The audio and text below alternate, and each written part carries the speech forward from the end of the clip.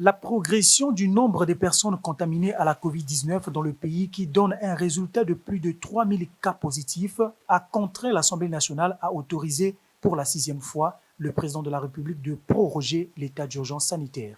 Il a été constaté que la COVID-19 continuait de se répandre dans notre pays. Une nouvelle prorogation de l'état d'urgence actuellement en vigueur et qui arrive à terme le 29 juillet 2020 était jugée indispensable. La durée de cette nouvelle prorogation couvre la période du 31 juillet au 19 août 2020. De ce fait, des nouvelles mesures vont s'appliquer, telles le maintien du couvre-feu ramené de 20h à 5h du matin à Brazzaville et à Pointe-Noire.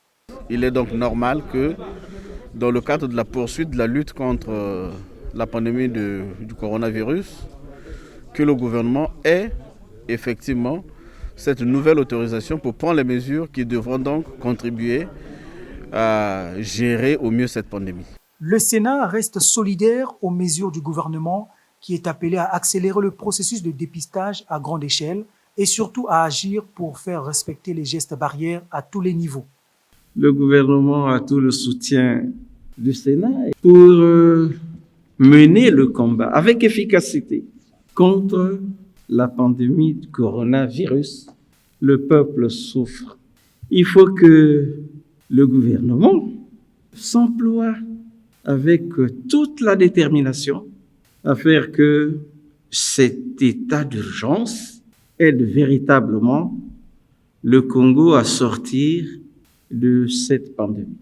Selon les statistiques de la Coordination nationale de gestion de la pandémie à coronavirus, le nombre de personnes déclarées positives à la COVID-19 après test a doublé du 6 au 28 juillet, passant de 1550 à 3200.